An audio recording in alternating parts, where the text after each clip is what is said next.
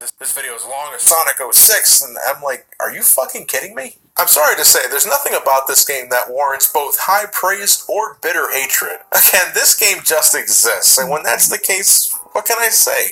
Wait for a price drop. You can do better, but you can also do worse. Well, that was certainly a thing. I don't know, man. It feels at this point the creative honchos over at Sonic Team are just mentally drained, creatively drained of Sonic the Hedgehog. Classic, modern, I don't really know, and it leaves me uncertain as to what the next game will be like, however years it may take from this point. I guess the one thing I'm fearful of is that if they're just as much brain dead as they were making this game, it could lead to another Sonic Boom or Sonic 06, Shadow the Hedgehog. And can Sonic really survive another thing like that, even with all the high praise that Sonic Mania got just a couple of months in, especially from yours truly? Again, I fucking lost my goddamn mind at the end of that video, but for good reason, because that was such a structurally sound game. And I'm wondering, are we now at a point where I think for the future of the series, more specifically modern, because I got a feeling the guys like Christian and Whitehead, Simon Tomley, Pagoda West, they're going to be sticking around for a bit given how successful Mania was. But I'm wondering now, are we at a point where it's just time to get some fresh young people for the modern stuff? You know, Mania did really well. Will Sonic Team see that, and will they get people that, say, know the adventure stuff like the back of their hands and maybe attempt, finally, like another adventure game? I'm not saying Adventure 3 specifically, but like another Sonic adventure game, because let's be frank here, like the adventure fan base, I mean, the Sonic fan base has always been split between two factions, classic and modern, and the modern part of the fan base is just as big, if not bigger, than like all the 90s kids who grew up with the classic stuff. And I think now more than ever, it doesn't hurt to have an attempt to have another adventure game. I'd buy it. Especially if it looks sound, if you show me promise, you show me the right kind of build, if you show me everything that makes an adventure game good. In my case, like, you know, Sonic Tails and Knuckles gameplay, you know, not really so much with the mechs and all the other unnecessary shit. If you show me like Sonic Adventure style gameplay from Adventure 1 and Adventure 2, you know, you get the right type of people, make it a fully fleshed out experience without making it boost, or this, that, and pitter-pat and werehog and all that kind of shit, I think it can work. Look, the adventure games are close to 20 years old. 06 was over 11 years ago. I think it's finally time to go back to what people remember modern Sonic for the most, and what is that other than the adventure games? I think it doesn't hurt. Give it a shot, Sonic Team.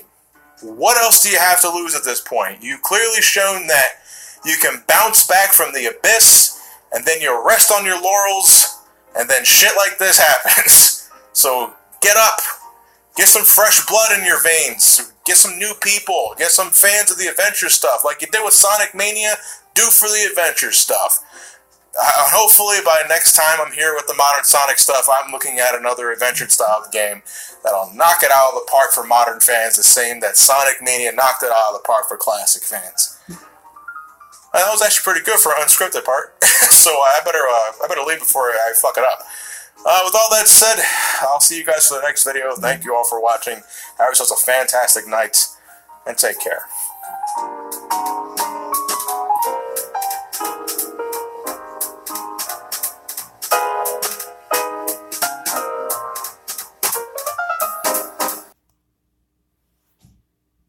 Jump over shit, the basic fundamentals of a platformer. There's enemies to jump on, but they rarely pose a threat, and most stage hatches can be simply glided over. I think they were expecting you to explore these levels and find every single ball of yarn, but I didn't bother with that. First of all, the amount of yarn to find in each level is absurd. I'd rather go for the 100 coin shine sprites in Super Mario Sunshine. Secondly, there's nothing else to collect in this game besides these balls of yarn.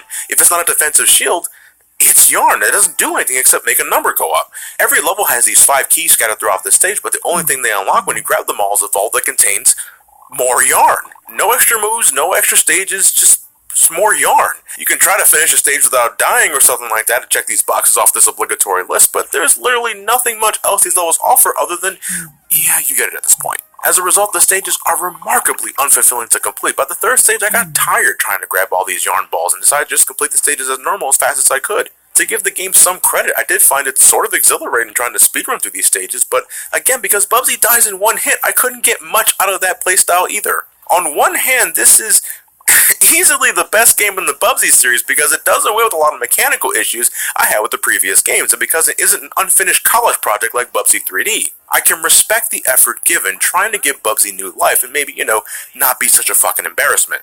On the other hand, it is fucking laughable they considered this worth $30. No, hell no, this shit is barely worth 10. It's perfectly functional and doesn't disgust me on a level like the past games did, but what's here is a very basic platformer that sure has a solid foundation, but the structure is made for some of the cheapest plywood money can buy. You can do much better with $30, especially on Steam. Wait for the winter sale if you have to play this, but no, just don't waste your time.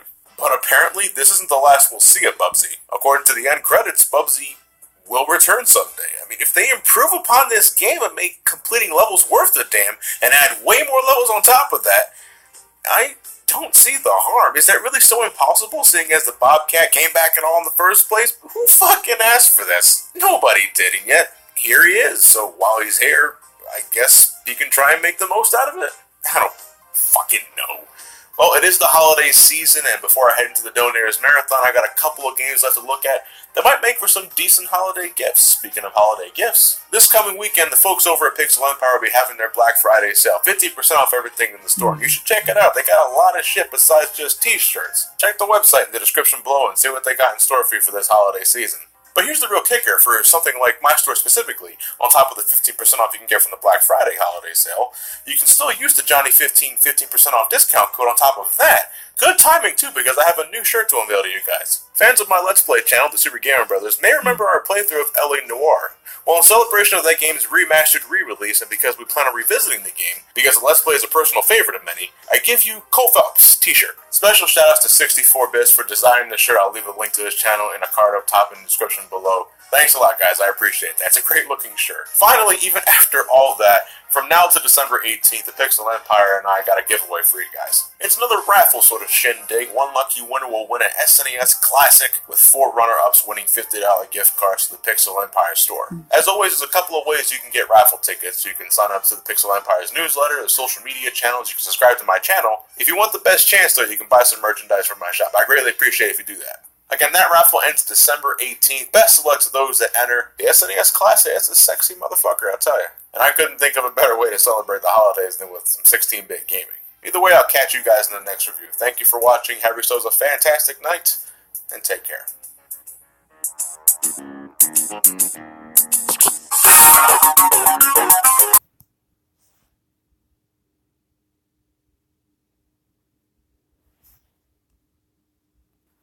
I didn't want to burn myself out because my journey through Super Mario Odyssey as it was filled with joy, laughs, frustrations, and accomplishments regardless. The joy of exploring with the amount of things Mario could do, the variety of fun I had with all the things I could possess, the laughs I had when fighting bosses or traveling in a goofy outfit completely out of its element, the frustrations of locating a particular power moon because goddamn the map says it's here and I don't see shit. And wait, is that Poochie? Oh fuck. But above all else, the sense of accomplishment I got from going this way, that way, finding a secret warp painting that gave me a sneak peek of what was to come, while simultaneously reminding me of the Super Mario Bros. Movie with how Mario traveled to the next world, completing a mission by pulling off some tricky stunts or maybe by bending the rules a bit, taking a detour to see if anything's over yonder and then being rewarded for that. Super Mario Odyssey delivers on all of those fronts. It is a grand adventure worthy of its global setting that will offer you hours upon hours of content using the tried and true formula that put Mario on the three-dimensional map in the first place, combined with gorgeous visuals and a sublime soundtrack that, while it isn't my favorite of the 3D Mario soundtracks, nevertheless helps heighten the sense of adventure and magical moments Odyssey will no doubt deliver to the longtime Mario fan and the newbie looking to get their feet wet with a stellar 3D platformer. This is easily the best Mario game in years, but to sound familiar here a bit, I'll need some more time to see how it'll eventually rank with, say, Super Mario Galaxy 1 and 2. Those games set some very high bars for myself, and a month and a half isn't enough time for me to establish whether I enjoy Odyssey more than these games, which I've been playing for years. Well, more so with the original Galaxy. If you have a Nintendo Switch, you owe it to yourself to grab a copy of Super Mario Odyssey, whether it's for yourself or maybe as an excellent gift for your kids for the holidays. Play this, it's fantastic. God damn it, Poochie! Just 2 more games before I head off into the next Donators Marathon. And this next title I've been wanting to sink my teeth into for the last couple of months, and now I finally got the opportunity to do so. So next time we meet, I'm taking a look at Cuphead. Afterwards, I'll be looking at A Hat in Time to close off the year, so here's hoping I can recommend more for your holidays. So, am I like one of the only reviewers who looked at Mario Odyssey without wearing the cappy hat? I mean, I have one right here, but this shit doesn't fit my big-ass head, and it's not worth the headache for the sake of a visual reference. Nintendo, can you please start looking out for your plus-size fans? Hey, you got a good joke for Mario? Your face! Well, while I consider losing weight, I wanted to quickly bring mention to an upcoming Kickstarter project started by my friend Stephen Amon. Now, he's an amazing motion graphics artist that, along with the good folks over at Find the Computer Room, helped fund the Charity Room, the week-long charity event that I helped contribute towards, that managed to raise over $24,000 for IRC, the International Rescue Committee. Just recently, Stephen and his team launched a Kickstarter project called Cycle Across Kanto, a potential feature-length documentary taking you guys on a journey across the many areas in Japan that help inspire the locations found in Pokemon Generation 1 and 2.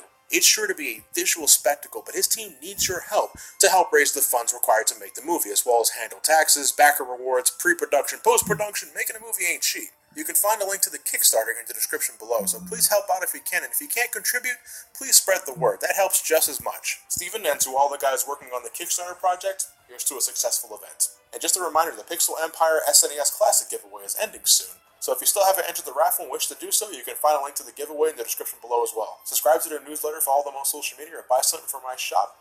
There are many ways you can enter that contest, so best of luck to those that do. In the meantime, I'll catch you guys next time with Cuphead.